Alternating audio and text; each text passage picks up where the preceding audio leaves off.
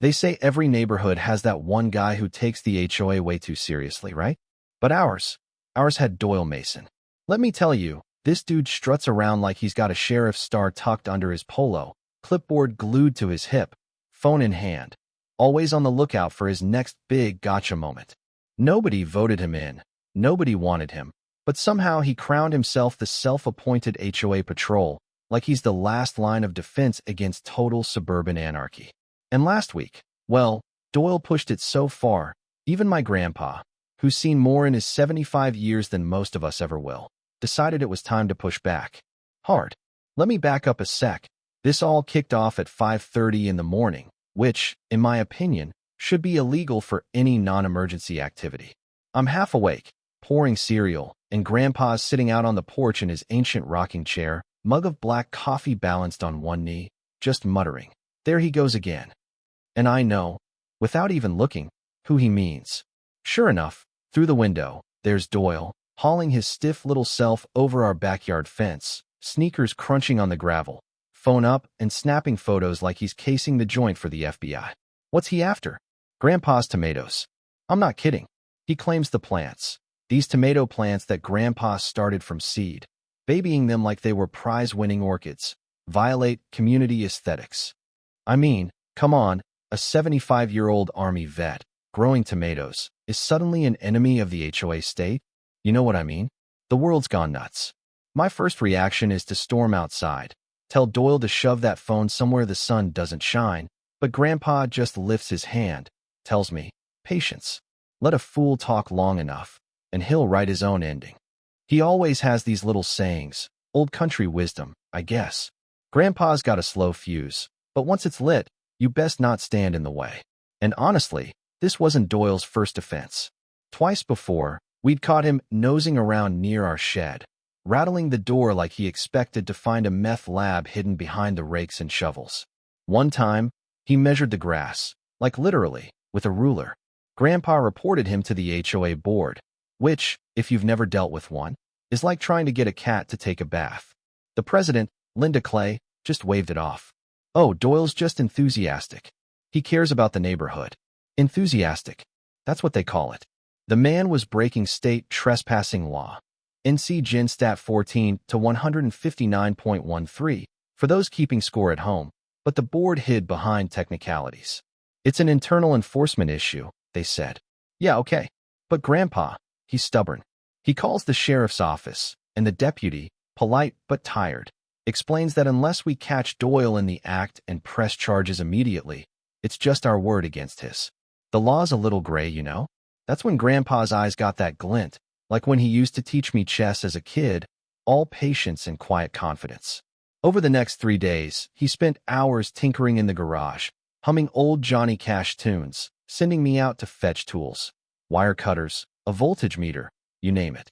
On the 4th day, the wrought iron gate on our backyard had a brand new modification, a low-voltage electric wire, totally legal under North Carolina code, as long as it's marked and posted. Grandpa's nothing if not thorough. He slaps a bright yellow sign right on the gate, Electrified. Trespassers will be shocked. And he means it, literally and figuratively. Doyle, punctual as ever, shows up before dawn. Grandpa's on the porch, sipping coffee. I'm crouched at the window, trying to keep my giggles in. Doyle hops the fence, muttering about violations, then grabs the gate with his gloved hand, and snap. The zap must have surprised him more than hurt him, but he yelps and stumbles back, landing hard on his rear, limping away, humiliated. Grandpa just leans back, a tiny grin on his face, and says, almost to himself, that, right there, is the sound of justice. Honestly, I nearly spit out my cereal. And the neighborhood, oh man, the whole street was buzzing. By noon, everybody's heard about Doyle Mason, the HOA enforcer, limping down Maple Court after getting zapped by a tomato-loving grandpa. Folks whispered in their driveways, holding back laughter as Doyle spun the story his way, telling anyone who'd listen that Grandpa set illegal traps on his property. But, come on, everybody knew what Doyle had been up to, peeking in windows, measuring grass, photographing kids' bikes, always with that smug look like he's the hero of some cop show nobody asked for. But you didn't think Doyle would take the L quietly, right? No way. By lunchtime, There's an emergency HOA meeting. I go with Grandpa, mostly to keep him from throwing a punch, if I'm honest. And the room is pure chaos. Linda Clay, the president, sits at the head of the table, pearls straining at her neck, smiling that politician smile. Doyle, milking the moment, sits beside her with his arm in a sling for extra drama. He points at Grandpa like he's just busted the mafia. This man is endangering the neighborhood. He's installed an electrified weapon. That gate nearly killed me. Hugh gasps from the board. Grandpa just sits forward, slides a folded sheet of paper across the table. His electrical permit, signed and stamped, right under Linda's nose. Fully legal, he says, with posted warnings. Unlike trespassing, which, last I checked, is a crime. Linda tries to talk around it, says, well, it's not in the community spirit. Grandpa's voice drops to that gravelly, don't mess with me tone. Regulate all you want, but you don't get to break the law. North Carolina code is clear. You step onto my property without consent, you're trespassing. Next time, I'm pressing charges. You could feel the air shift. Neighbors who'd always kept quiet started nodding. One woman pipes up, Doyle came into my yard last month to measure my shrubs. Another says, he took pictures of my kids' bikes, said they were visual cluttered. By now, Doyle's face is about as red as Grandpa's tomatoes. Linda slams the gavel, trying to regain control, but Grandpa's not letting her steer. No, ma'am, he says, we're talking about Doyle's obsession, not my gate. The room's starting to crack, people whispering, some almost smirking. Here's the thing, though, you embarrass a guy like Doyle in public, and he's not going to back down. He's going to double down. That night, he's circling the block in his dented old pickup, slowing every time he passes our house, giving us the evil eye. Grandpa just ignores him, refilling his coffee, eyes fixed like he's watching a nature documentary on idiots in their natural habitat. 2 days later, just after midnight, I hear a noise outside, rustling near the gate. I peek out, and there's Doyle, flashlight in his teeth, bolt cutters in hand, whispering curses. He's actually going to try to cut the wire. But Grandpa's one step ahead.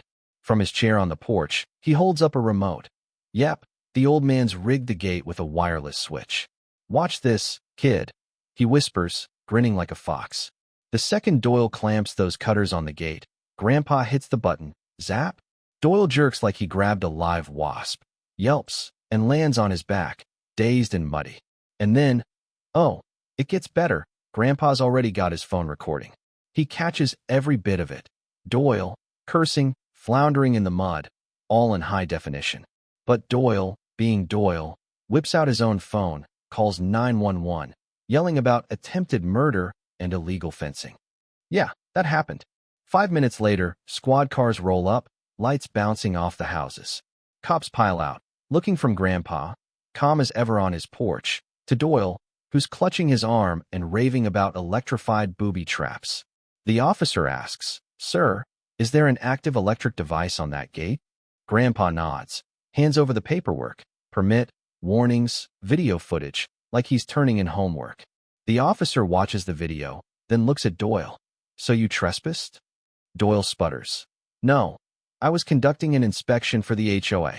The other officer raises an eyebrow. At midnight. With bolt cutters. The law's not that gray after all. Trespassing, vandalism, false police report. The cops cuff Doyle right there, in front of half the neighborhood, who've come out in pajamas to watch the show. For once, the neighbors aren't whispering. They're actually clapping.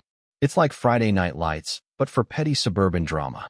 Grandpa leans back, takes a long sip of coffee, and says, sometimes, justice just needs a little electricity.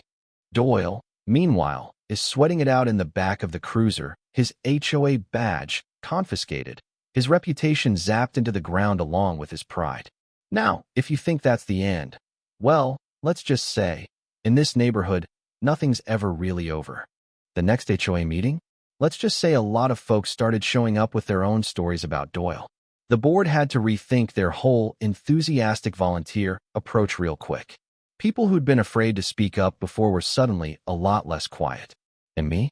I learned sometimes you have to let a bully run wild just long enough for the whole street to see what kind of person he really is. Sometimes, the best way to fight back isn't to yell, but to give him enough rope and maybe a little electric wire for their own undoing. So now I've got to ask, was Grandpa right to set up that electrified gate? Or did he cross a line too? What would you have done if someone like Doyle kept pushing into your life? Is it justice or just good old-fashioned revenge?